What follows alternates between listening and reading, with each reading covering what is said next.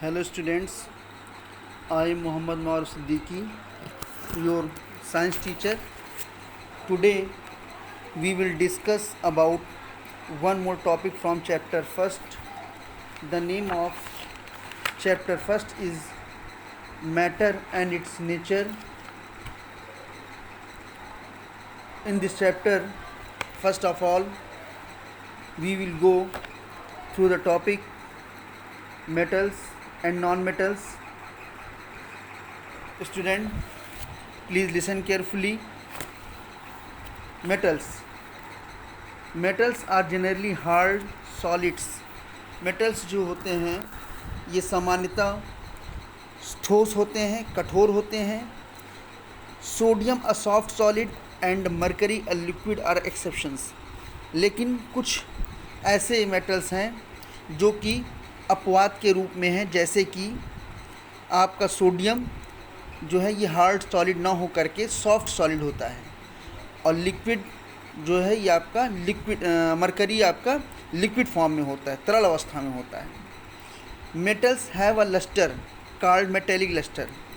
Metals धातुओं में चमक होती है जिसे हम मेटेलिक लस्टर कहते हैं. They are ductile means they can be bent without being broken. Ductile means metals को हम लोग बिना तोड़े हुए इनको हम मोड़ सकते हैं. दे कैन बी बेंट, इनको मोड़ा जा सकता है विदाउट बीइंग ब्रोकन, बिना तोड़े हुए. दे आर मैलिएबल, इनमें मैलिएबल प्रॉपर्टी भी होती है. They can be beaten or pressed means इनको दबाया जा सकता है, इनको पीटा जा सकता है, और इनको दबा करके पीट करके इनको हम शीट या फिर फॉयल के रूप में कन्वर्ट कर सकते हैं. They are sonorous means they produce a metallic sound when hit by a hard object. Means जब हम किसी मेटल को किसी दूसरी वस्तु से हिट करते हैं, मारते हैं, तो मेटल से ध्वनि उत्पन्न होती है जिसे हम कहते हैं metallic sound. Calcium, sodium, magnesium, aluminium, zinc, iron, tin, copper, mercury, silver, gold and platinum are examples of metals. ये सब आपके सारे मेटल्स के एग्जाम्पल हैं. Metals are help us in many ways. Metals जो हैं इनका हम लोग कई तरीके से उपयोग करते हैं. We use them in the construction of houses. Metals का उपयोग घरों के निर्माण में भी किया जाता है, रेलवे ट्रैक्स में भी किया जाता है, ऑटोमोबाइल्स में भी किया जाता है, लोकोमोटिव्स में भी किया जाता है, एयरक्राफ्ट में भी किया जाता है, फैक्ट्रीज़ में भी किया जाता है, एंड मशीनरी. इन सब सारी जगहों पर हम लोग मेटल्स का उपयोग करते हैं. They are also use for making agricultural tools.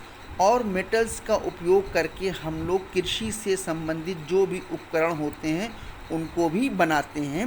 Surgical equipment means चिकित्सा से संबंधित जो भी उपकरण है उसको बनाने में भी मेटल्स का उपयोग किया जाता है.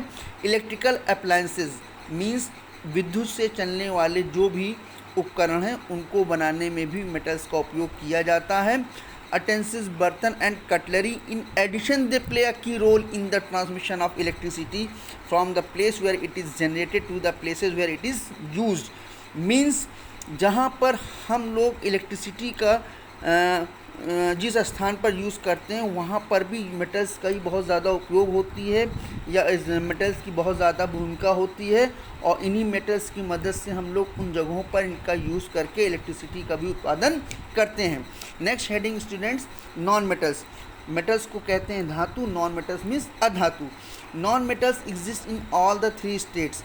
नॉन मेटल्स अधातु जो होती हैं ये पदार्थ की तीनों अवस्थाओं के रूप में पाई जाती है. जैसे मेटल्स आपका सिर्फ सॉलिड होता है, लेकिन नॉन मेटल्स तीनों अवस्थाओं में होता है. सॉलिड के फॉर्म में भी होता है, लिक्विड के फॉर्म में भी होता है, गैसेस फॉर्म में भी होता है. सॉलिड फॉर्म में जैसे कि देखिए example carbon, sulphur, phosphorus and iodine, और लिक्विड फॉर्म में आपका ब्रोमीन, एंड गैसियस फॉर्म में आपका एग्जांपल जैसे कि hydrogen, oxygen, nitrogen and chlorine. In contrast to metals, metals की अगर हम प्रॉपर्टी के बारे में बात करें तो दे हैव नो लस्टर. इनमें चमक नहीं होती, जबकि मेटल्स में चमक होती है और नॉन मेटल्स में चमक नहीं होती. They are dull looking except iodine and graphite. Iodine और ग्रेफाइट ये एक्सेप्शनल केस हैं, 2 ऐसे नॉन मेटल हैं, ये बहुत ज़्यादा डल नहीं होते, नहीं तो मोस्टली ज़्यादातर नॉन मेटल्स जो होते हैं वो दिखने में डल होते हैं, यानी फीके कलर के होते हैं। They are brittle if solid, और ये अगर सॉलिड ठोस अवस्था में है तो अगर इनको पीटा जाए तो ये ब्रिटिल फॉर्म में हो जाते हैं, यानी भंगुर, यानी कि छोटे छोटे टुकड़ों में टूट जाते हैं। They break when they bent, जब इनको हम मोड़ते हैं, बीटन पीटते हैं, या जब हम प्रेस करते हैं। दे आर नॉन सोनोरस, और इनमें नॉन सोनोरस प्रॉपर्टी होती है, मीन्स इसको हिट करने पर किसी भी तरह की कोई भी ध्वनि उत्पन्न नहीं होती है। स्टूडेंट्स, आज हमने आप लोगों को मेटल्स और नॉन मेटल्स के बारे में बताया है। आप सभी लोग इसको डीपली स्टडी करिएगा, 2 और 3 टाइम्स इसको अच्छे से रीड करिएगा, और मेटल्स और नॉन मेटल्स के सारे एग्जाम्पल्स आप लोग अच्छी तरीके से पढ़िएगा। Thank you.